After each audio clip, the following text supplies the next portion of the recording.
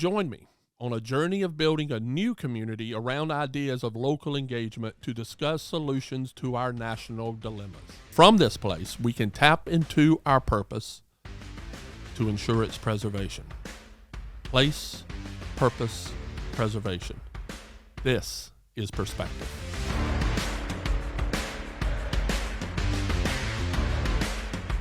Now, after Charleston fell, Colonel Buford took a contingent that escaped from it and headed north. Mm-hmm. Clinton, after he said that, Clinton went back to New York and left Cornwallis to have to deal with the mess. Yeah. And Cornwallis at Tarleton after Buford. Right. And he caught Colonel Buford in what was the Waxhaws, Mm-hmm. which is where future Andrew Jackson was born up in there. Right. And some people say Tarleton didn't mean for this to happen, whatever. Right. The outcome of that was an absolute horrendous massacre and no quarter to the people, and butchered tons of these people that under white flag. There's a huge debate about that. Yeah. And Jim Pycutch has written a book about it, Blood Be Upon Their Head, Upon Your Head, when he totally analyzed that battle. So several things that happened there. For one, Buford set up the most ridiculous defense you could possibly imagine. And we're going into this because this really was a propaganda thing to help raise up people. So this is why this is so important. Well, so Buford lined up his men, infantry, in a straight line, not single file, but, shoulder to shoulder. He had 2 cannons with him. They were in the back, where they did absolutely no good. And he ordered his men to hold your fire until the charging cavalry is 10 yards away. Now, was he Continental? He was Or was he? Yes, he was Continental. Yes, he was from Virginia, but he was Continental. So Tarleton has, and Buford's got like 350 men, something like that, and Tarleton has maybe 250, can't remember the exact numbers. Charleston's technique was to charge straight ahead, right, full speed, absolutely. He was a late 20-something, early 20, impetuous cavalryman. Right. He was the British best. He was their best, absolute best. So here he comes charging with all of his column of horsemen into approaching Buford's line. Buford's men are holding their fire. Tarleton gets 10 yards away when Buford's whole line erupts in a thunderous volley of smoke and lead. 4 of Tarleton's men are killed. Numerous horses are killed. Tarleton's horse is killed, and it falls on him. Right. And Tarleton is pinned for the rest of the battle. Underneath his horse. So when Buford's men charged through that volley that was fired, their swords are slashing. And they killed numerous men. You cannot stop the momentum of a horse from 10 yards away. Right. They just bowled that line right over. Then the soldiers, they jumped off there, and their guns were empty. You can't fire them now. Tarleton's men jumped off their horses and started slashing away. Down on the far left of the line, a white flag is presented to Tarleton's second in command. I think it's George Hanger. George Hanger says, "I can't accept this flag. I am not the commander. It's Tarleton. He's up there somewhere in the center." So was that white flag raised or not? Who knows? The fighting was continuing. The slaughter is continuing. So a white flag is raised again. But it wasn't the proper protocol, if you will, and the fighting continued. Finally, the fighting ends.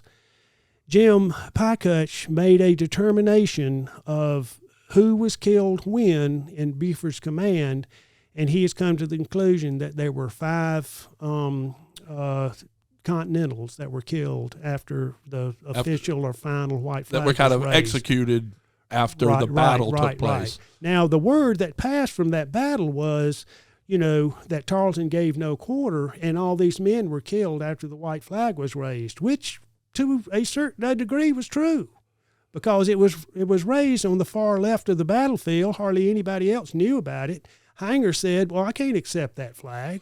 Well, plus, we got to remember what they were shooting. I mean, that type of volley, it was a fog of gun smoke. You can't see more than 20 feet. You couldn't see. If you could see that far. And it was chaos. But the backcountry leadership took that up as a betrayal. Well, the whole United States did, and it was United States at that time. The next day, Tarleton gathered up the wounded and escorted all of them to Waxhaw's Presbyterian Church, which is 10 or 15 miles away, and made a hospital out of it. I mean, he could have killed those men just as easy. And while we're at it, I can give you dozens of cases of patriot deaths that occurred after white flags were raised as well. Yeah. But the ends of these battles were so confusing. I mean, at Kings Mountain, there were 100 killed after the white flag was raised. Yeah, but I mean, it was a bloody, terrible conflict where passions got involved. Right. And this was a lot rooted in Indian fighting. It was all that. So after that, what I've always seen was a rise up. Yes. Of all the backcountry. Mm-hmm. A lot of it was some of the Scotch Irish, especially in the area northern part of the state. And so within the next 8 months, it was all going loose right then. So let's just real quick go through the analogy of the major things because the first one was really Huck's defeat, wasn't it? The battle. Well, you could say that. Musgrove Mill, Huck's defeat. I mean, there was a whole series of battles, but there was ebb and flow, 4 battles in Spartanburg County that pushed British lines back 40 miles, Fort Thickety. These forts were starting to fall, but all of a sudden, Horatio Gates comes down from the north with his Continental Army of about 2,500 men, and he runs into Cornwallis at the Battle of Camden. So real quick, let's give some background on Gates, because Gates is really an important character. And this goes into also who the people were here, how many of these were first generation. When we think Americans won the war, most of these people were immigrants that had just gotten here. Right. Most of them were. Yeah. And Gates was one of them. Gates was a British officer that one of his mentors was Cornwallis's uncle. And Gates was involved in defeating Indians on Halifax, and he had done all that. But what he ran up against as a British officer was the hierarchy in British advancement. He wasn't part of nobility. He would never get higher. So Gates was he retired. Now let me go back one other little quick thing. Everybody saw the movie Last of the Mohicans. Anybody remembers that? You remember the terrible massacre that took place that was dramatized in Last of the Mohicans. That massacre was based on something that happened during the French and Indian War called Braddock's Defeat. Yeah. And at Braddock's Defeat, George Washington was there. Gates was there as British right. Daniel Boone was there. Lincoln was there. All these people that ended up playing a part in the role of this 15 years later was there. Yeah. So Gates came in, and he retired his commission, and because he knew Washington from time with Braddock, he came and got a plantation in Virginia. Mm-hmm. And Washington, when he got the commission, said, Gates, we need you to be part of this. What Washington didn't really understand at first and understand the flaw was Gates was a very selfish man who was looking for power.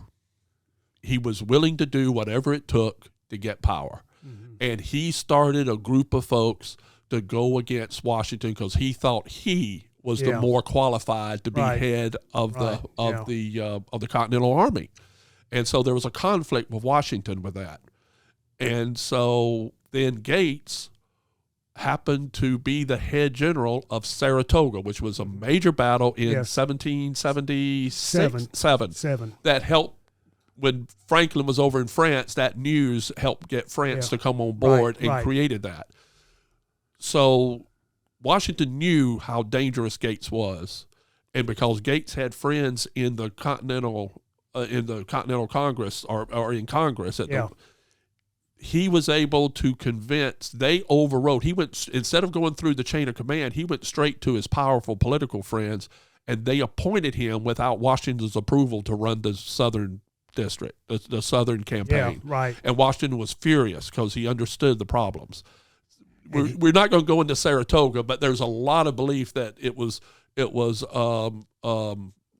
Arnold and Daniel Morgan that won Saratoga. Yeah, right.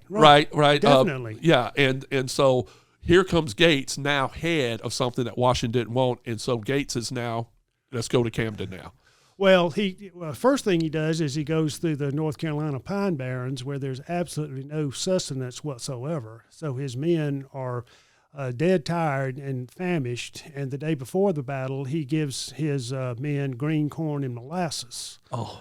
So, that's a horrible combination. But it also created a lot of digestive problems, I'm sure. Exactly. So in the middle of the night, as Gates is approaching Camden, he decides that he's going to advance his left flank to try to get around Cornwallis. And Cornwallis, at the same time, he's marching towards Gates in the middle of the night, and he decides to send his right flank in a maneuver around Gates's flank. So did they know where they were, or no? They didn't. They were just kind of prodding and trying to figure out. Exactly. Yeah, this was a fight by accident. And this took place 5 miles north of where the city of Camden is now. Right. And you have, notwithstanding, we'll talk about the movie The Patriot, which was a horrible movie, and we'll talk about that. I loved it. Oh, well, we'll talk about that. But the Battle of Camden wasn't this big, open, perfect field.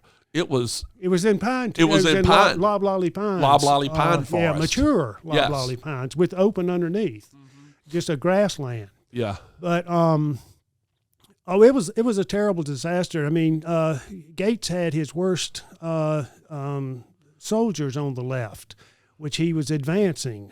They were the North Carolina militia, totally inexperienced, against Cornwallis's best men, who he had on his right flank. So, that militia threw down their guns and ran away. Many of them, hadn't fired a shot.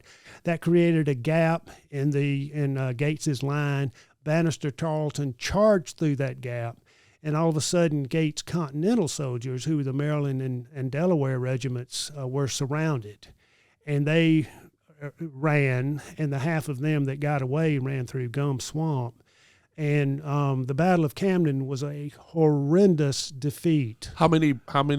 It was about 2,500 men were killed. We had 2,500 casualties. The combatant size of the combatants was what, 5,000 plus? No, it was about 2,500 each. Wow. Something like that. So where did our good general end up during the Battle of Camden? Well, I think his 3 horses he may have rode to death, but he rode all the way back to Charlotte, and then he went to Salisbury. And Hillsborough is where he finally wound up. Where he finally stopped running. Yeah. No, he rode those horses hard. But which that empowered Washington. Well, first of all, that everything fell. I mean, it was a horrendous defeat. It really was. It was the lowest point of the war, except that 2 days after that, Thomas Sumter had poor camp security, and his force got decimated at Fishing Creek. Which is nearby, up on the Wateree River. Right. Yeah. I know. I love Camden. But they're saying that come spend the time where the British spent the very hard time. It's like, no, the British won. They did. They eventually, though, had to abandon it. Yeah. But so the thing is, Camden was bad. Fishing Creek really was worse because it was just continuation of armies being wiped out of the field, and Sumter barely got away. But on the same day as Fishing Creek, there was another battle in the backcountry of South Carolina, and this was at Musgrove Mill. Right. when 200 patriots under the leadership of Isaac Shelby from Over the Mountain, James Williams from the Little River District, and Elijah Clark from Georgia, they had about 60 men each. They attacked what they thought was going to be 200 Loyalist militia at Musgrove Mill. But they found out that that militia force had been reinforced the night before by an additional 500 men.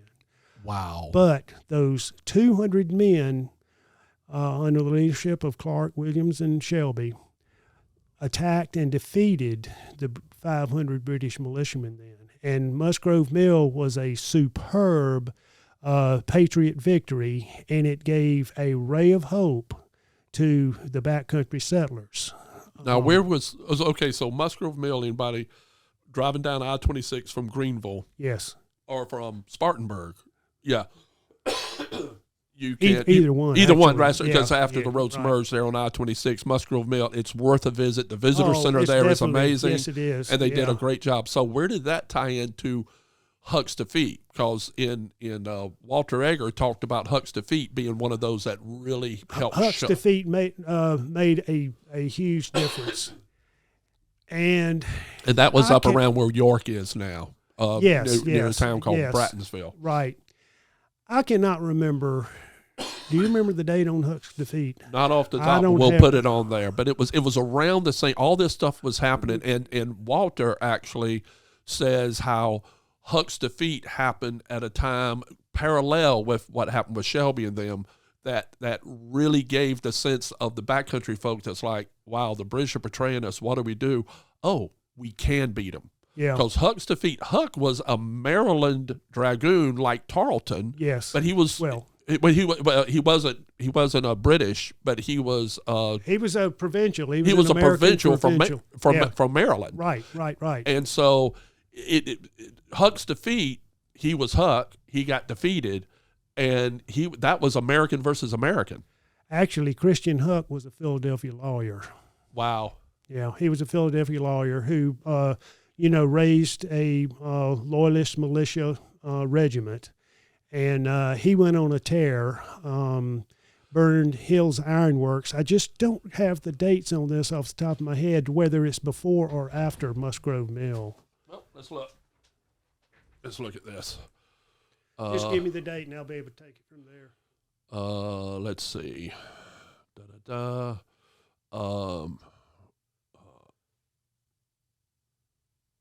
Huck's defeat. Boom.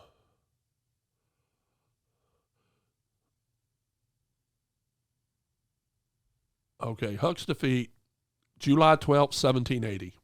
That happened okay. So that was before Musgrove. It was before Musgrove. July the 12th, 1780 is when the 4-day battle, running gunfight in Spartanburg County began. So that was a major push that doesn't get a lot of notice because it was 5 different distinctive battles day after day after day. There was a running gunfight. Everything just blew up everywhere. It did blow up. At the same time that Huck's defeat, was happening on July the 12th. There's this great story. Do you remember the story of when Huck and them came over at Brattonsville? Anybody that is in South Carolina or outside of South Carolina, look up historic Brattonsville. You must go visit it. It's a great place. It's a great place. People make too many tiresome references to Williamsburg, but this is like a backcountry Williamsburg where it's these of the houses of the original folks from pre-revolutionary to the original stuff, and it's amazing. But they took over the cabin where Bratton, who was a lieutenant under Sumter, and they the man put a sickle. Do you remember this story? Yes. So what? So he put the sickle to her to try to say, "Where's your husband?" Right, and she refused to tell him. And there was a British officer who sort of came to her. That was Martha Bratton. Sort of came to her defense as well. Yeah. But here's the thing. So July the 12th. Which is 2 months after Charleston Falls. Right. that was Huck's defeat, and also the 4 battles in Spartanburg County. But this is before Camden. Now, there was it was? Yeah, when was Camden? Camden was August 16th, 1780. Wow, it was a month later. Yes, it was a month later. So there were glimmers of hope. You know, there was Hanging Rock and Rocky Mount were 2 battles that Rocky Mount was a draw, so to speak, but Hanging Rock was a Loyalist victory under Sumter. So there was definitely Loyalist some victory where Sumter got beat. No, I'm sorry. It was a Patriot. I misspoke. Hanging Rock was a Patriot victory. Right. So there was some pushback, but when Camden fell and Fishing Creek occurred, that was the low point. And I really would say Musgrove Mill was the turning point. Now, at least among the backcountry folks. Yeah. That was such an important battle that John Rutledge, the governor of South Carolina, who was in exile in Hillsborough at the time, he appointed James Williams general as a result of that battle. He was so happy. Wow. So then shortly after that, then we had Kings Mountain. That's right. So how organized was Kings Mountain in relation? Because we've always heard that the Over the Mountain Man came over. Right. So was it a lot of out of state folks that what came? It was, we had Patrick Ferguson was elected the militia, the inspector of militia, and he was based in 96. Now, Musgrove Mill had some very important repercussions throughout. Now, I told you about how elated that the governor, John Rutledge, was over that victory. Cornwallis was beside himself. He could not believe that after Camden and after Fishing Creek, all of a sudden there is a Patriot victory in the backcountry, and he was not going to have that. That's when he sent James Weems, the second most hated man in South Carolina. Is that how it's pronounced? Weems? Yes. W-E-M-Y-S. W-E-M-Y-S-S. Yes. But it's pronounced Weems. He sent him on a tear through the Chiraws, burning houses, and he went on a 50-mile excursion doing that. He sent Bannister Tarleton on a house-burning excursion as well. But let me ask you something. Who was the Patriot partisan leader that died and Tarleton dug him up to execute him? That was Richard Richardson. That was Richardson. And that was the day before the Waxhaws. But there's many versions of that story. I know. It's a colorful one that, and Right. us South Carolinians will be like, don't let a truth get in the way of a good story. But it was a fascinating showing, everybody talking about some people say he thought that the family's silver was buried under Richard Richardson. He dug him up for that reason. Gotcha. But anyway, I'm sorry. That's okay. Let's see. So Weems goes burning, Tarleton goes burning, Patrick Ferguson in 96 raises a Loyalist militia force. These Loyalists had been gone to ground until Charleston fell. They were coming back from Florida. Coming back to their homes. The people from the Dutch Fork Loyalists, they were going to 96 to serve with Patrick Ferguson. He's got an army of 1,000. And 1,000 people then. That's a lot of people. That is a lot. In the backcountry. So he is actually 1,100. So he's going up through into North Carolina to suppress what Isaac Shelby and the Over Mountain men had been doing. And the Over Mountain men are folks that came from an area that now is eastern Tennessee, Yes. around if you ever go to Jonesboro. That was kind of the eastern, and then it was North Carolina, but it was. Right. And the Holston River and Knoxville. Right. So Ferguson's kind of heading up that way. The Patriot commander in that area was Colonel Charles McDowell. And Shelby, Williams, and Clark left from Charles McDowell's camp. Charles McDowell's camp is a very important piece of resistance. So Ferguson's going after Charles McDowell and the Over Mountain Men and everybody else. And there was a battle at Cane Creek, which is about 12 miles this side of Quaker's Meadows. And Shelby was defeated. It wasn't a big battle, but Shelby went over the mountain then to get away from Ferguson. And that's when Ferguson, sent his message to the Over Mountain Men, said, if you don't come under the British protection, I'm going to destroy your land I'm going to hang your leaders and burn your land with fire and sword. And that's when the Over Mountain Men got so riled up, they started gathering at Sycamore Shoals. Which is where? That's in Tennessee. That's close to Knoxville. Gotcha. So that's one group. But see, the Over Mountain Men deserve every bit of accolades that they receive. It's wonderful the way they came together and fought. That was a hell of a trip to come all the way from over there then through the mountains. That was a week's long trip. Plus it's in November and it's cold. It's October, I'm sorry, but it's still cold. Yeah. But there was also a force gathering together in North Carolina in the little town of Elkin. And there was a force from South Carolina.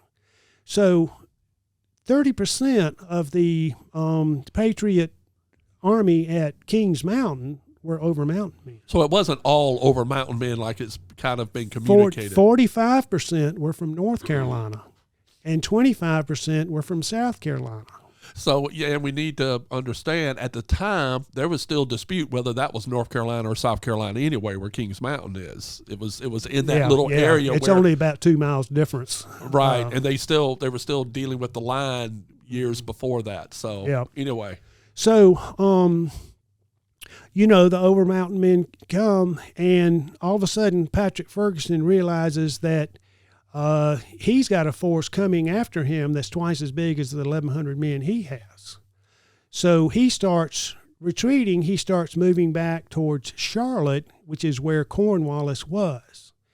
And Patrick Ferguson stopped at the top of Kings Mountain. He sent 2 messages to Cornwallis saying, I'm here at Kings Mountain. Come join me, and we'll be able to defeat this band of mongrel horde that's coming after me. But Cornwallis never got those messages. Now, was Cornwallis in Charlotte or in Winnsboro? No, he was in Charlotte.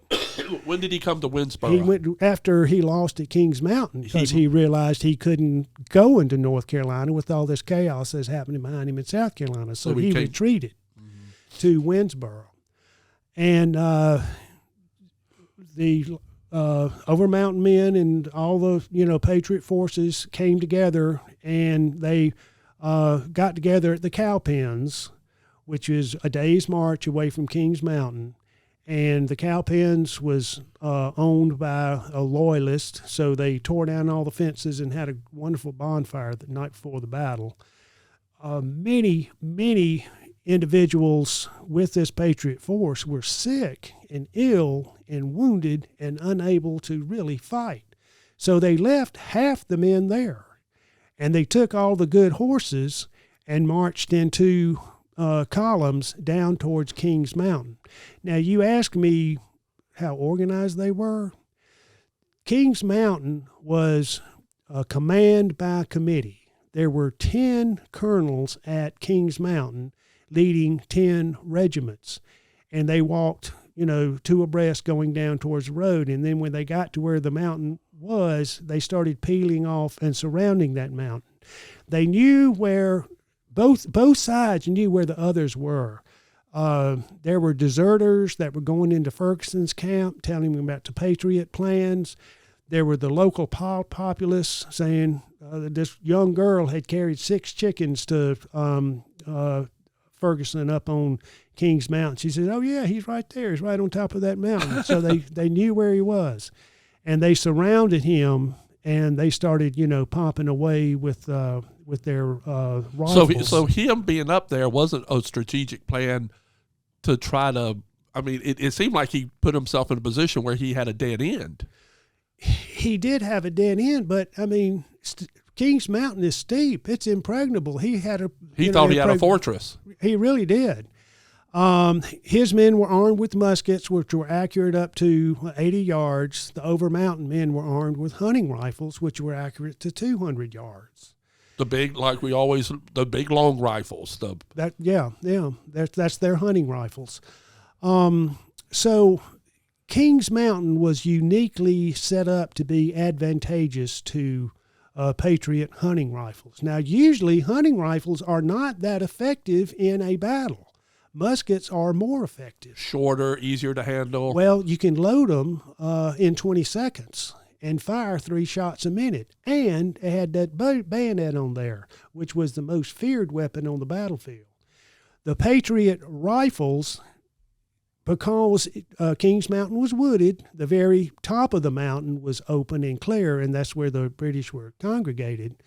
But the Patriot militiamen could stand behind a tree, and those rifles were most effective as sniper tools. And that's what they did. They started picking them off one by one. Now, Ferguson, bayonet charge That's what you did. This is what won at Camden. So he lined up his men on one end of the battlefield, and he charged down the mountain. He charged Campbell's Virginians. And those men, you do not stand up to a bayonet charge with an unloaded rifle. So they ran. They ran away, and all of a sudden now Ferguson has overextended those charging infantrymen. At the same time they did that, on the backside, the Patriots started creeping up the mountain, again taking pot shots. So Ferguson withdrew his men back to the top of the mountain. Then he charged the other end of the battlefield. He was encircled, charged him away. By then, now, Campbell's Virginians come back into the fight. They resume their previous positions, start picking them off again. Things get closed tighter and tighter around Ferguson. Now, how many men did Ferguson have, start off with? Well, he had 1,100, but 200 of them were out on foraging duty. And so he had 900 at Kings Mountain, and there were 900 Patriots during this time. Patrick Ferguson had 2 traveling companions with him. One was named Virginia Sowell. The other was named Virginia Paul. Now, early on in the battle, one of those companions deserted to the Patriot side. And she told the commanders that Patrick Ferguson was wearing a checkered red and white hunting shirt. Scottish. Now, with these militiamen that Ferguson was leading, he did have 110 red-coated provincials from New York, New Jersey, Pennsylvania. So there were a number of red coats on top of the mountain with, 900 loyalist militiamen whose only uniform was a pine twig in their hats. And the Patriot militiamen had a piece of white paper or cloth in their hats. That's all the uniform that they had. That's how they could tell one from the other. That pine twig wasn't very obvious either, I bet. Well, if it wasn't a white piece of paper, then you shot at it. Right. But so one of those companions stated the fact that Ferguson was wearing that red and white checkered hunting shirt, and he was using his sword in his left hand because his right elbow was shattered at Brandywine and he couldn't use it. When the Patriots got word of that, and we think this is Shelby's regiment, they figured out who Ferguson was, and they let loose and blasted him, and 7 rifle balls went through his body. Wow. And he was killed. trying to go down and get away, wasn't he? Well, he was trying to break through. I don't know if it's get away is he wasn't running from the battlefield. Ferguson, when you look at Ferguson's life, he was an extraordinary man. He was. I mean, we in our perspective of being America and defeated him at Kings Mountain, we somewhat demonized him. But you look at his, he invented a type of rifle to quick load a rifle. Yeah. He was an incredible man that was very resourceful. That rifle of his would have turned the war, but it was so expensive to produce, and he could fire 6 shots a minute in rapid succession. The brass rejected his rifle because they thought he would use too much ammunition. Leave it to the generals in the back lines. Well, the bayonet was the weapon. That was the weapon. Yeah. Wow. These people were fighting with spears. I told you that the Revolutionary was primitive. They fought with spears that could shoot once. Oh yeah, you talk about like the long rifles were nothing more of the spears that could shoot once, and that was it. And that was it with the long rifle. Here's another thing about those hunting rifles. Using the black powder that they used, that rifle fouled more so than anything you could possibly imagine. Well, what did the other rifles use? The muskets, they weren't as prone to fouling because they had their powder cartridges for one. Plus, the musket ball was not fitted. It wasn't as big as the barrel was. And that musket ball, this is why it was only accurate to 80 yards. It would come out of the barrel of that rifle like a knuckleball. What was it? Rifled? No, that the hunting rifles were, but not the muskets. Now that's why the rifles were accurate to 200 yards, because they had rifled barrels. That bullet, that ball would spin, and but every successive ball that they used in those hunting rifles had to be the smaller than the one previous because of the fouling. Wow. And you could only shoot them 4 times before you had to stop and clean it out.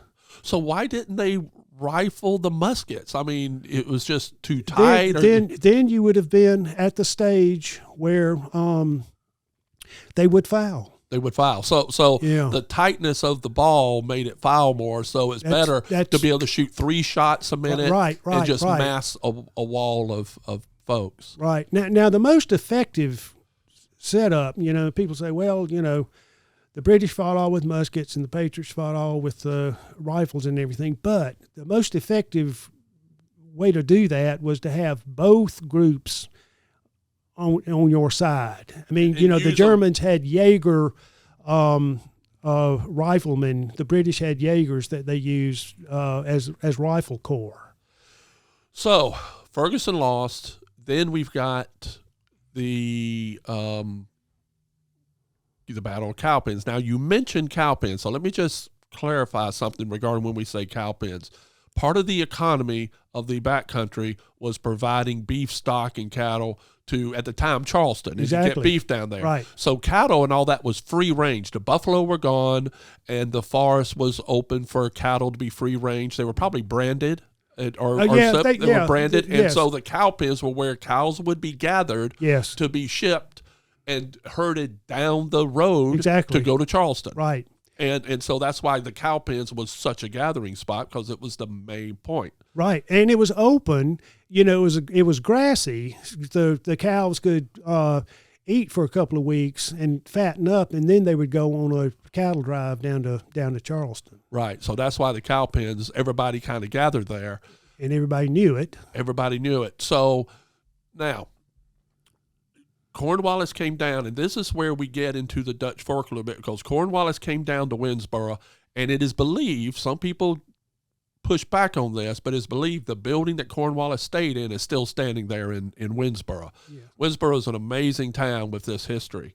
The Brattons, who were part of the Richard Wynn, who was the colonel under his home, is still there. It's an amazing place. Yes, I love it. Yeah, and so Cornwallis there, and he basically had a death sentence for Sumter. He sent out hit squads to try to get Sumter, and one of these battles was Blackstock's. Before Blackstock was Fish Dam Ford. Yes, and I love this is where he sent Weems. Weems. Yeah.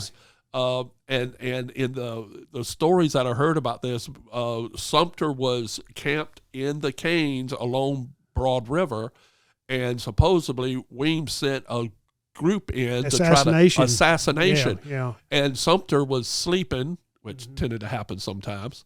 And there's this great story of Sumter getting out of his tent with the assassination squad coming, hacking with him in his nightshirt, and he jumps and dives into the river right there at Fish Dam Ford to get away from them. Hides under a bank.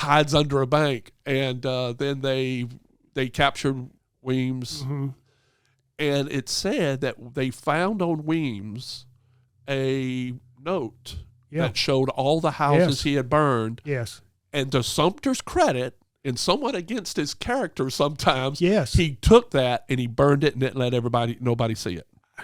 That's an amazing story. That was, yeah. And now, Weems was later exchanged. So, I mean, there was some value in having keeping him alive. Yeah, because he knew. If that a note had gotten out, then Weems would have killed there. They would have killed Weems right there. Yeah. And so then with Weems out of the thing, he sent Tarleton out. And that's where Tarleton, actually, Sumter got hit at Blackstock, which is across Broad River up near Tiger River. Right. Nearby. But then we get going toward cowpens, of the big setup to cowpens. So Tarleton left, and because what is now the Dutch Fork, where the Germans were my ancestors, everybody was, he went through the Dutch Fork, and we had this mapped out where he went. Right. Because he could forage and get food and supplies. Right. That was the whole reason that Cornwallis was in Winnsboro anyway. So, when Cornwallis was in Winnsboro, Sumter was in western South Carolina. And Cornwallis was in Winnsboro in order to raid the mills. And he raided every mill within 50 miles of Winnsboro because he needed forage. That's why he went to Winnsboro, because Winnsboro was so out of the way. There was nothing there. There had been no armies through there. So there was stuff there. There was farms, farm stuff, but it wasn't unplundered. That's it. And so he wanted to go somewhere where he could supply his army, and that's why he wound up in Winnsboro.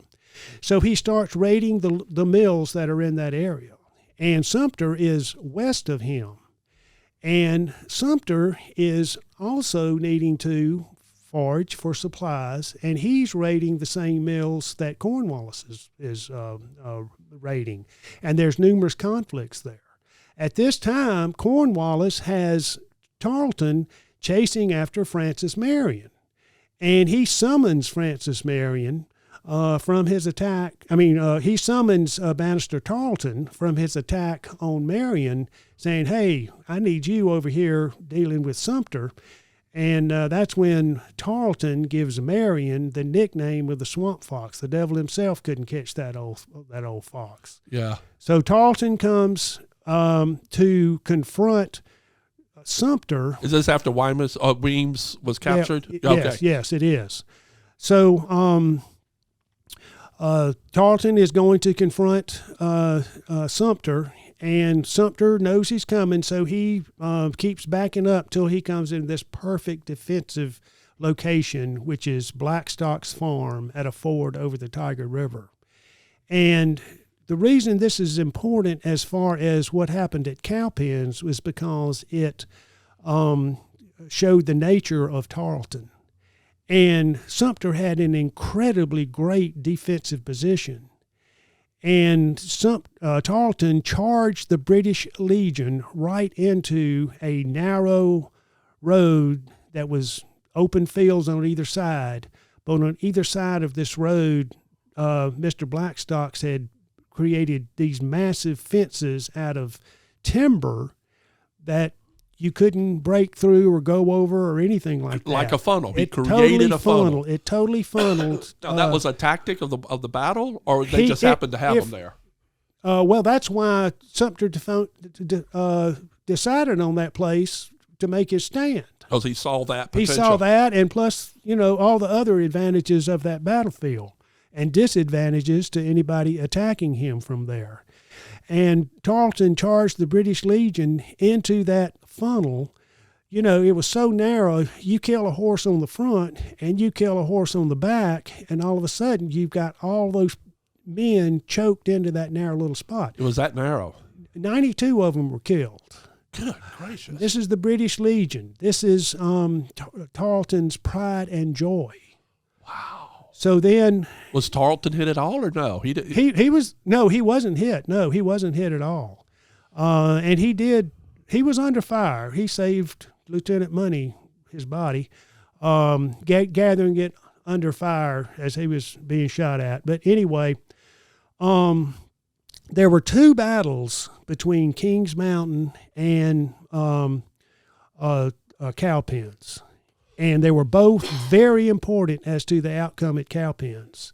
So, one of them's Blackstocks, where Tarleton really messed up the British Legion through his tactics. The next battle, which was about 6 weeks later, was in Hammond's Old Store. And okay, hold on real quick. But Sumter was wounded at that. Yeah, exactly. He was. At Blackstock, he had an errant bullet right at the end. No, at the very end. At the very end, he goes down to see what the progress of the battle was, and he got too close to the retreating British lines. And as he got close, one of those men turned and shot him with buckshot. So you could load those muskets with buckshot too. Mm-hmm. And he had 5 pellets in his right shoulder, and one of them lodged against his spine. Yeah. Right. And so he was out of the war for about the next 4 months. This is why he missed Cowpens. But his men were there, and his men started serving under Andrew Pickens at Cowpens. Gotcha. Now, Battle of Lone Cane. Okay. Where does Lone Cane fit into Hammond's Store and that trajectory? Because I want to bring in Lone Cane, because what is fascinating was the person in charge of the Battle of Lone Cane on the British side. Pickens had communicated his neutrality to him, and then after what happened at Lone Cane, Pickens actually came. This is a time when people had honor, and they would stay, I won't fight and I won't. But Pickens came and said, I cannot honor my pledge, and he left. Well, there was a reason for that. Right, okay, so let's talk about that. See, one thing, these militia battles in the backcountry were not for territory necessarily. After Kings Mountain, the Patriot forces left. The Over Mountain men went to Over Mountain. The North Carolinians went to North Carolinians. The South Carolinians stayed in South Carolina. There were 600 British prisoners at Kings Mountain. What happened to them? They escaped, every single one of them. They escaped. Now, there were 100 of them given the option of fighting with the Continental Army, and they did that. But there was nobody left to guard these people. They took them up to the Moravian villages, Salem, Bethabara, because the Moravians took care of people. And they just basically turned them loose. They all escaped, and they came back and they fought again. They fought again at Hammond's Old Store. Oh. But after Blackstocks, everybody left. And Elijah Clark from Georgia was at Blackstocks. And after that battle, he starts going back to Georgia. He had, a little shootout at Rutledge Ford over the Saluda. That was December 4th. December 11th was the Battle of Long Canes. And again, Clark was going back to his home in Georgia. And that's when he ran into a loyalist provincial force from 96, and that's when the Battle of Long Cane occurred. And Clark is injured, and he missed Cowpens because he was injured at Long Canes. But what happened with Andrew Pickens? And I told you that the reason he surrendered to the British side was he wanted security. So sometime in late November, early December of 1780, Andrew Pickens wasn't at home, but his plantation was raided.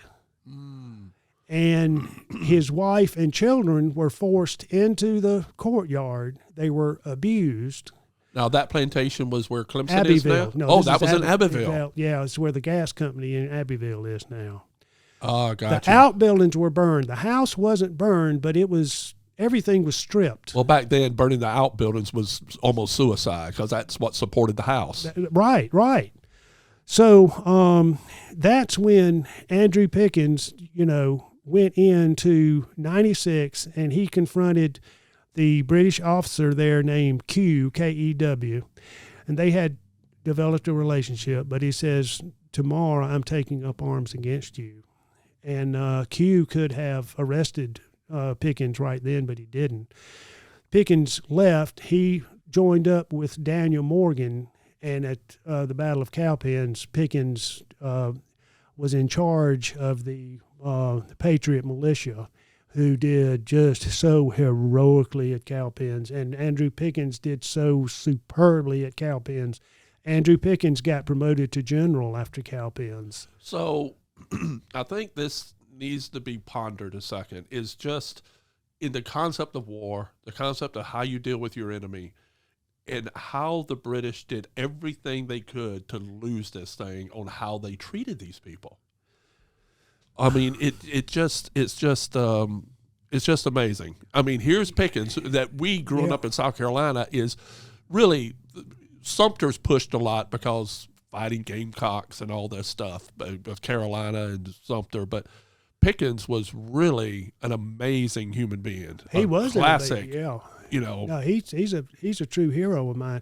See, Pickens was the Fighting Elder is one of his nicknames, and he moved 4 times. He was the ultimate South Carolina pioneer. He moved 4 times, and every place he lived, he founded a Presbyterian. He helped found a Presbyterian church. The Old Stone Church near Clemson, yes, right? That was his third. So he was definitely a man of character with a ton of respect. And who respected him as much as anybody was the Cherokees, who he had killed Cherokee after Cherokee. But they knew he fought with honor. The story of the ring fight where he with 25 men fought off 185 Cherokees who had surrounded him, that's incredible right then. Yeah. After that battle, the Cherokees gave him a name of Skyaggunsta, which means wizard owl. It doesn't quite have the ring of the gamecock or the swamp fox, but anyway. It showed the elevation of wisdom. Right. And that's amazing. And in 1785, after the war was over, Andrew Pickens negotiated 2 treaties with the Native Americans, one with the Cherokees, the Hopewell Treaty, and one with the Chickasaws and the Choctaws. Choctaws, yes, thank you. So, I mean, he was a treaty negotiator because the Cherokees respected him. Or respected him as a warrior that fought with honor, and wow, what a time! Exactly. That's amazing. Yeah. So, Battle of Lone Cane, and the Lone Cane Church is there. Of course, the church that's there now wasn't there, but the cemetery is there, and anybody that's traveling around Abbeville, McCormick County needs to go see Lone Cane Church. It's magnificent. Oh, Lone Cane Church is magnificent, and I think you may have alluded to the Lone Cane Massacre, which happened in the French and Indian War in 1761. Yeah, there's another massacre that happened. Right. Blew things up. Go back again to show I meant to bring that up before, but that occurred with a fellow that is known to everybody, John C. Calhoun's grandmother was scalped and killed when these folks were trying to flee because the Cherokee were rising up. Right. And these were classic Scotch-Irish folks who came in and thought they had the right to settle there, no matter whether it was Cherokee land or not. As it turns out, it was not Cherokee territory, but nobody knew that because there was never a survey. And the thing is, when people talk about the Cherokees and the Indian trade, hunting grounds, people think, well, hunting ground, they need to hunt for their sustenance. But these people were farmers. The Cherokee had corn, and they knew how to farm. they had hunting ground set aside so they could manage the deer herds to make the income for the deer trade. They had to do how many deer a year? 100,000 or 50,000? 50,000 a year, which meant they managed those deer herds. They set up areas where they knew deer could, and they harvested them. They needed that extra territory for sustenance. I mean, there was no Cherokee towns in Anderson or Greenville County, but that was Cherokee territory because of the forest resources in those areas. It's like the plums. When the plums got ripe in August in lower Greenville County, 2 weeks later they would be in middle Greenville County. Then at the foothills of the Appalachians, the Cherokees would travel with the plums as they were ripe. That's right. So they needed that for sustenance. Yeah, Newberry County had Newberry County and Union. It was in between the Catawba and Cherokee. So when we talk about the hunting grounds and stuff, it was a serious issue. And supposedly to the Cherokee, Patrick Calhoun and them had gone over into an area that was contested. And that's why they were targets. And it was a terrible massacre, and the massacre site is still there. But these were people that Pickens knew, right? Yeah, I mean, they were, He married into the family. He married a Calhoun. That's right. So then so there's part of that other part. So let's come back up, and Pickens then heads to Cowpens. So when Tarleton came through the Dutch Fork and came through here, he settled, and one of his campsites was in what is downtown Newberry now at Coates' shop, which was a blacksmith shop, which is we believe right where Main Street Newberry is, right downtown. Yeah. And because Coates gave all the land for Newberry later. And he tried to go, he didn't know where Morgan was. So he tried to head toward 96. That's where he was headed for. Yeah. And then here's an amazing thing that we know in history. He split his force across the Bush River, and the flood came and his force was divided.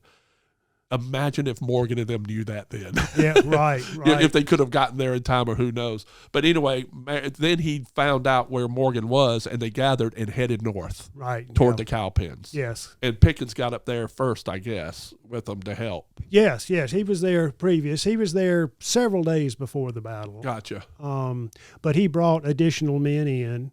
But that's the security issue. The British could not give him the security he asked. That's all he wanted was peace and quiet. And they came, and his home was plundered. We don't exactly know who plundered his home. Some people say that it was James Dunlop. There's some evidence he was in Charleston during this time. But it was such chaos up here, though. Bands of people would just get together, have a few drinks, and go, "Let's go. This guy did this to me 10 years ago. Yeah. Let's take care of him." That's exactly what happened. I mean, war becomes a space for legalized murder. And the feuds that were going on.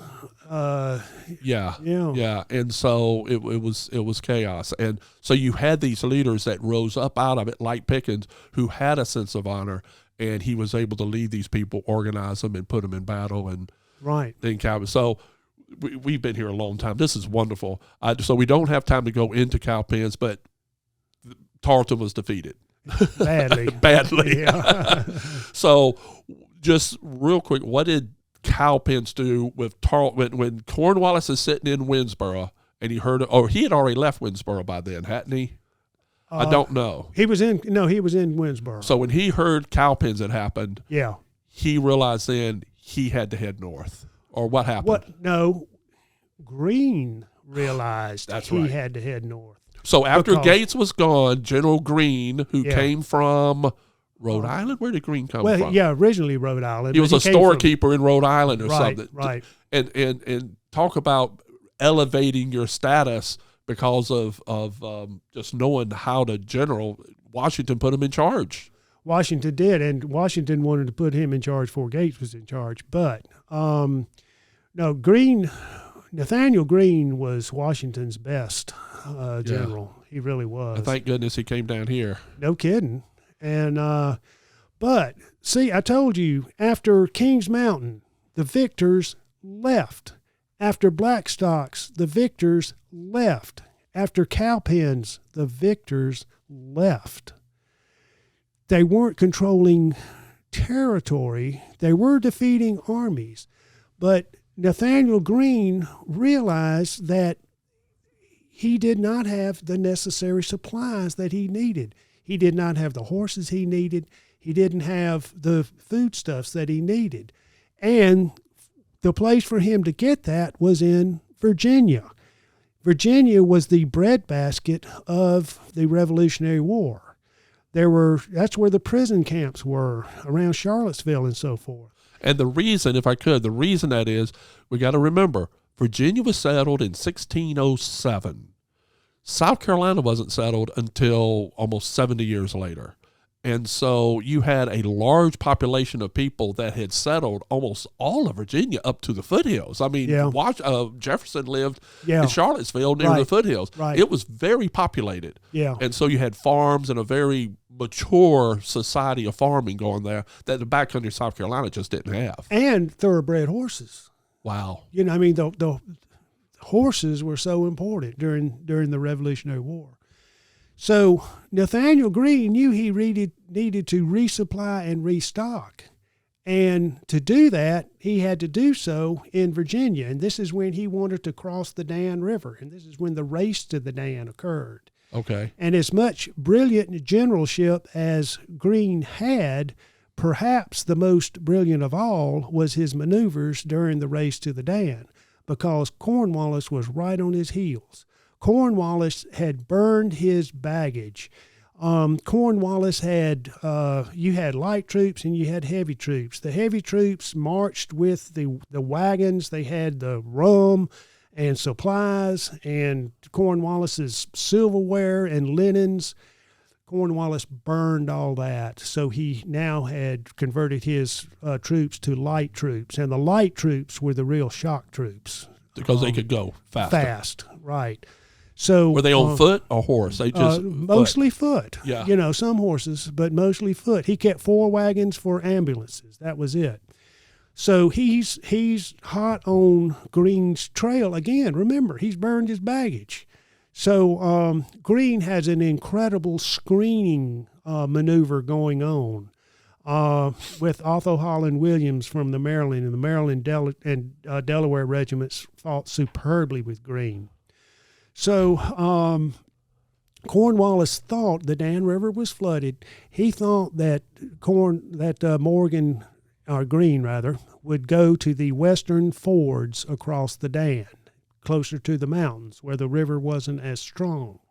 And he Greene set up 25% of his force under Otho Holland Williams to serve as his rear guard, screening where his troops were.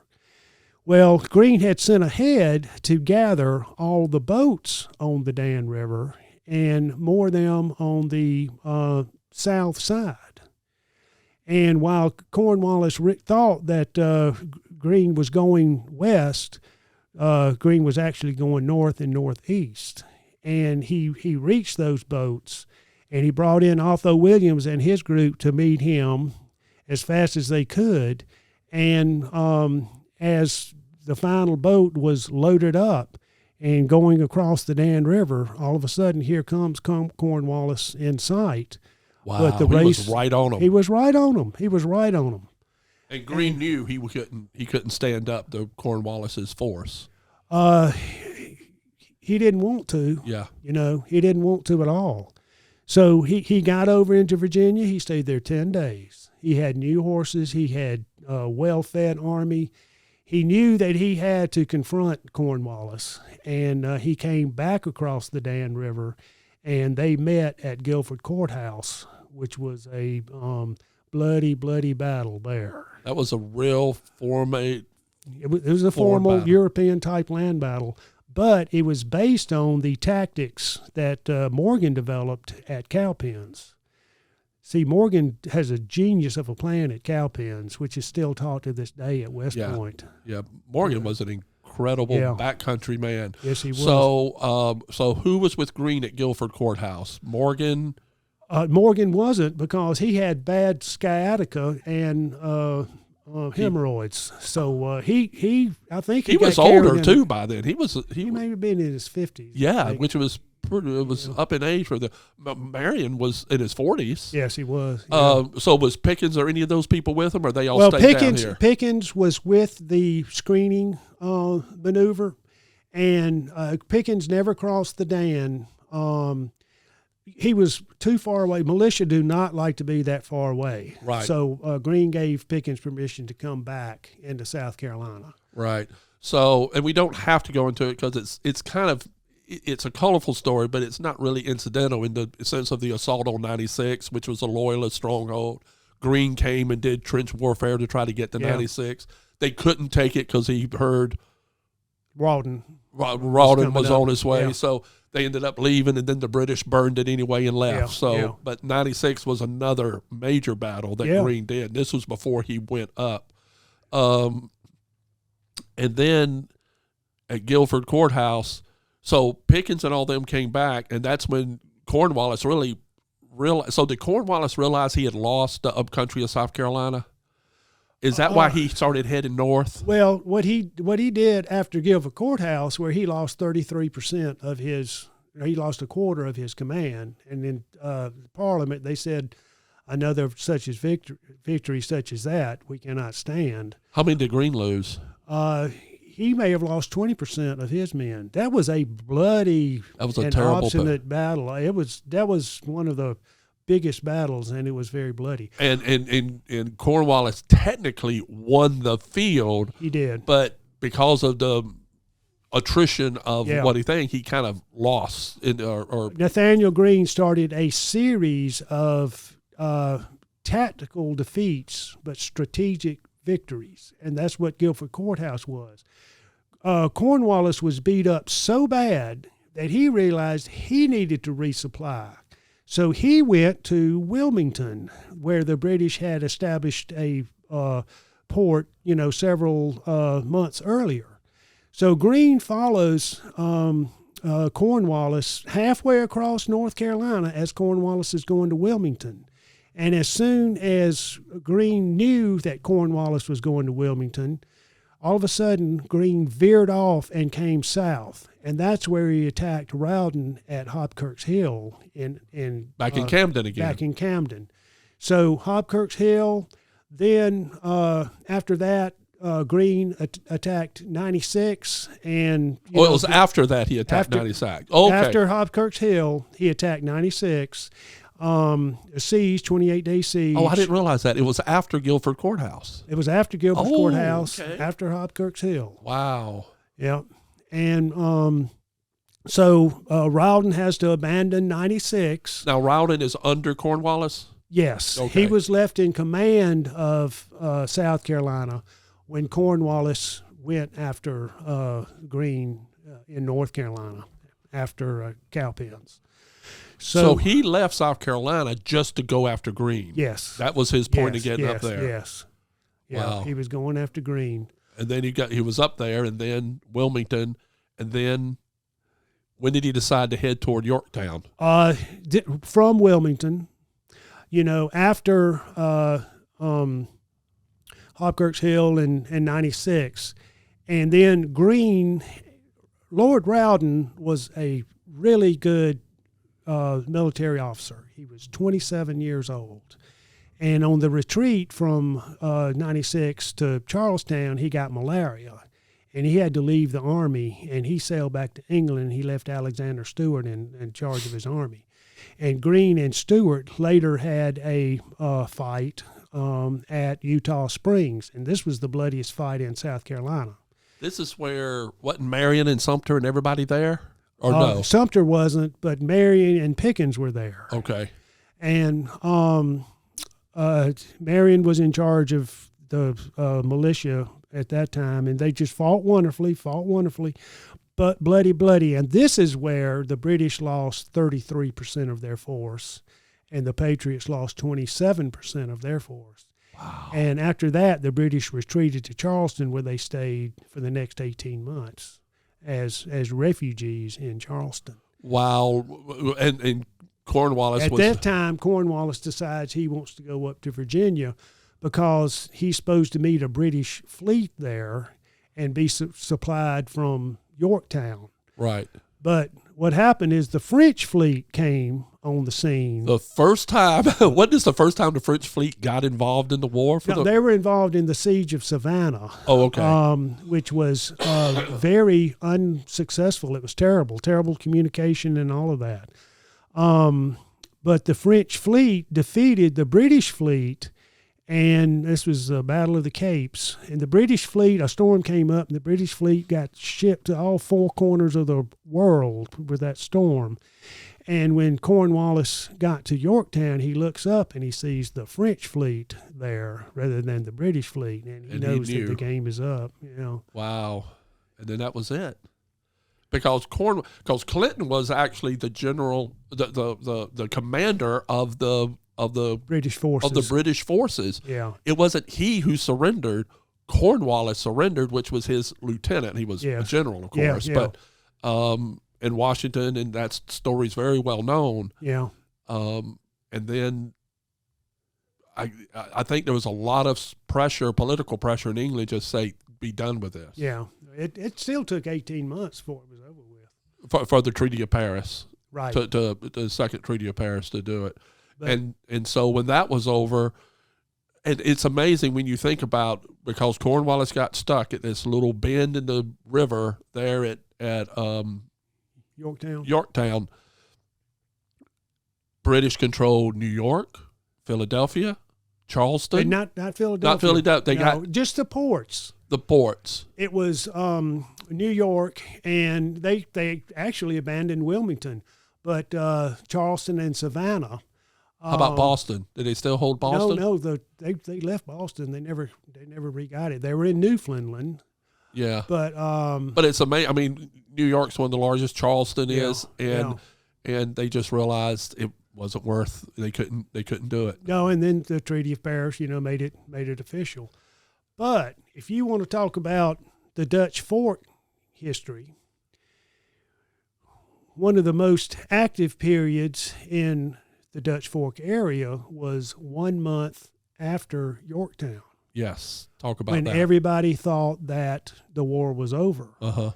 And the British in South Carolina at this point, several thousand of them, and their loyalist families were gathered together in Charleston.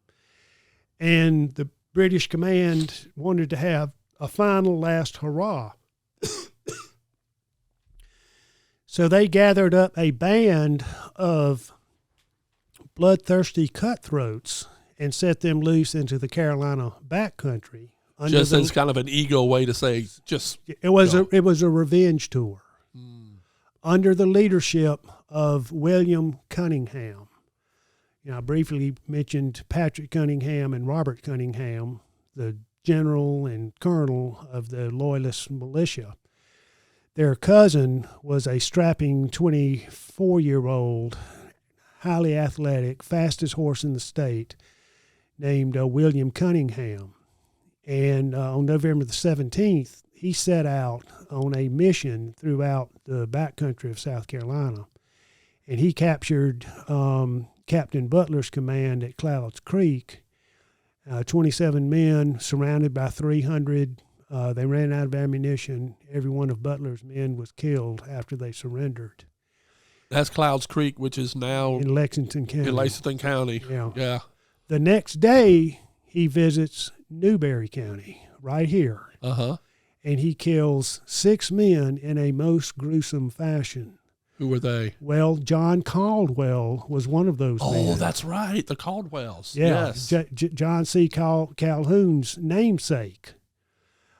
John Caldwell was Bloody Bill's commander. Bloody Bill started the war as a patriot, and Caldwell was his commander. But Bloody Bill was insubordinate, and Caldwell actually had him whipped in front of the entire command. That's right. And that's when William Cunningham deserted, and he went down to Florida with the British forces. So Cunningham's 300 men split up, but Caldwell was one of these 6 who were killed. Several others were the Tolls or Towles, Towles, Oliver Towles. Various bands of these 300 started moving through the territory, and these people were neighbors of the people who lived here. It's like they knew who were the ones that they went to. So they passed one of the Towles brothers' homes, and I can't remember if this is Oliver or one of the other Towles, but say it's Oliver for the sake of this story. Oliver Towles hides in the barn, and he gets under the haystack. And as this band of cutthroats goes down the road, one man lags behind, and he's the neighbor of this family, of the Towles family. And he goes up to Mrs. Towles and says, "Look, this band of cutthroats wants to kill your husband, but I will protect him. You tell me where he is, and I'll keep him from getting killed." And so Mrs. Towles turns to her 6-year-old son, and she says, "Oh, good, our neighbor's going to save your father. Go get him." So the young 6-year-old boy goes and gets his father out from under the haystack, and the father walks up and sees the neighbor there. As soon as the neighbor, and this is one of Bloody Bill's men, he sees Oliver Towles, he pulls out his gun and he shoots him dead in front of his wife and his child. Oh, my gosh. Bloody Bill and his men stepped at another of the Towles' residents, and they stayed there over the night. The next they had a blacksmith shop. The next day, Bloody Bill forced Mr. Towles, his 14-year-old son, and their black enslaved person to shoe the horses of this band. And they did that, and as soon as the horses were shoed, those 3 men were shot to death. Yeah, the 14-year-old, too. I remember reading that story, how the poor boy was shot. Yeah. So then, the day after that, they go to Hayes Station in Lawrence County. And Joseph Hayes, who's the colonel of the Little River Regiment, who had fought against William Cunningham at Kings Mountain and Hammond's Old Store and numerous other engagements as well, Bloody Bill and his 300 men surround those individuals, set their blockhouse on fire. They come out one at a time, ask if they surrendered, would they be treated as prisoners of war? And Bloody Bill said, sure. He tied them all up. He tried to hang Colonel Hayes and Daniel Williams, 18-year-old Captain Daniel Williams. He tries to hang them at the same time from a fodder pole. Well, 14-year-old Joseph Williams, Daniel Williams' younger brother, he turns to his brother and he says, oh, brother, what shall I tell our mother?" And, of course, Daniel Williams this time's got a rope around his neck. And Bloody Bill turns to young Joseph Williams and says, "You'll tell her nothing, you damn rebel suckling." And he takes his sword and he runs the 14-year-old boy through. And then he tries to hang Hayes and Daniel Williams at the same time off the fodder pole, and the fodder pole broke. And it enraged Bloody Bill Cunningham so much that he took his sword out and he started hacking away and chopping away and slashing away till he had killed almost all of those 18 men who had their hands tied behind their back. When he was finished, you couldn't tell whose hand belonged to whose head, belonged to whose foot. Good gracious. But these are Williams, the original Williams we were talking about. Yeah. This is his sons. Oh my gosh. This is his sons. This is part of the Williams Cunningham feud. Yeah. Bloody Bill got so tired out from slaughtering those men, he turned his sword over to his other men, and they finished the job. 18 men on that day died brutally by Bloody Bill Cunningham. Wow. He continued on his month-long circuit throughout the state, and he killed 79 men that we know of on that journey. It's called the Bloody Scout, and that was 1 month after Yorktown. And where did he end up? Well, he went back to Charleston after that raid was over. Now, after the war, his cousins, Robert and Patrick Cunningham was actually a respected leader and he was immersed 12% of his holdings sent back to his plantation. He was the richest man in Lawrence County. Patrick Cunningham, Loyalist leader, his granddaughter, and Pamela Cunningham saved Mount Vernon. Wow. Robert Cunningham, who was the Loyalist general, he went to the Bahamas, where he was given a British pension for the rest of his life. And William Cunningham wound up in the Bahamas with him. And 6 years after the war, William Cunningham died. And there's two stories about how he died. One of these stories says that he was poisoned to death. And another story says that he died of syphilis. So however that son of a bitch died, he had a gruesome death. But his cousin Robert, yeah, who had fought with honor, yeah, and was able to come back. Well, now that was his cousin Patrick. Oh, that's right. Yeah, Patrick was his cousin, but he able to come back and set up a plantation. He already had his plantation. And he swore allegiance to the he was United States. He got elected to the state legislature afterwards. So that's a lesson that all of us today need to remember, is how to forgive our enemies, how to understand how people should be treated during war, and how we should see people after war is over. I'm a benefit of that with my name. I mean, I have a lot of Scotch-Irish and other folks in my family line that fought for the Revolution, but my Bedenbaughs didn't. We have them on a list in a jail down at Fort Granby, along with Sheelys and other Dutch Forkers, and they stayed. And there was O'Neill, John Belton O'Neill, who was Supreme Court Justice, wrote a great history of Newberry County, the Annals of Newberry. Right. And he made mention in there how honorable these people were, and now they are great contributors to our society. This is my fourth great-grandfather, Colonel William Ballantyne.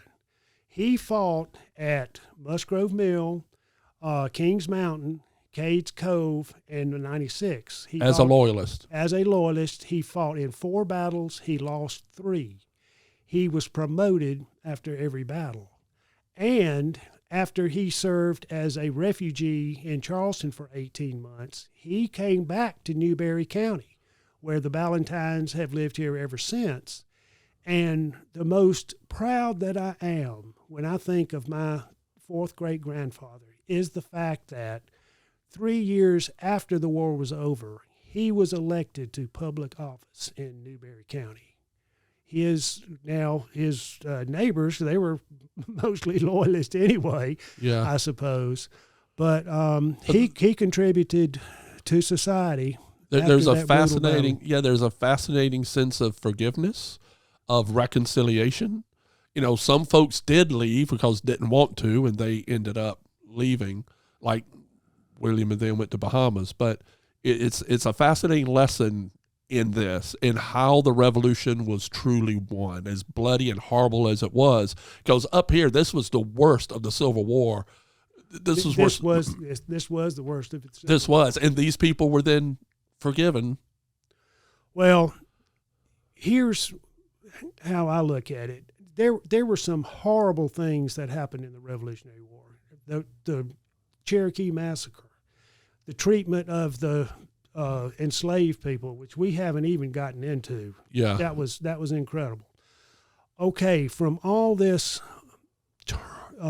strife and turmoil, what arose from the American Revolutionary War was the Constitution of the United States. We established the greatest document that is ever produced by the hand of man. I absolutely cherish the Constitution. The Bill of Rights is the best thing that ever happened in America, obviously. The United States Constitution has stood the test of time for 235 years. It is the longest lasting Constitution in the world.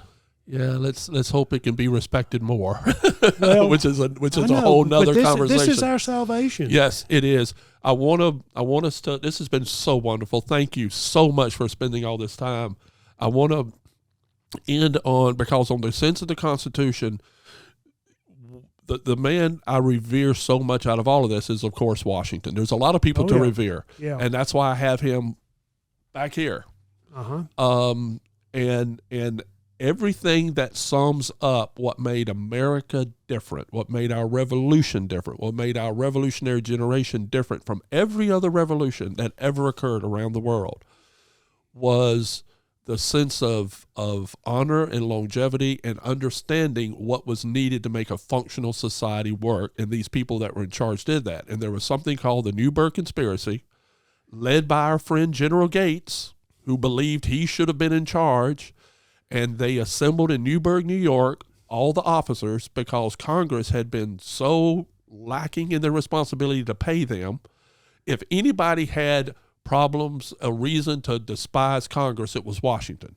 But everybody now that says they despise Congress needs to take the lesson of Washington to understand there is a responsibility we have to ensure our elected officials maintain and be elected and be that. And so he respected the body of the legislature.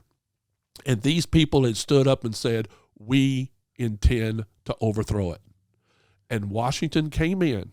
He didn't, I think an aide told him they were meeting. And he came into the barn uninvited with all these men getting ready to organize a storming of Philadelphia is where they were. Yes.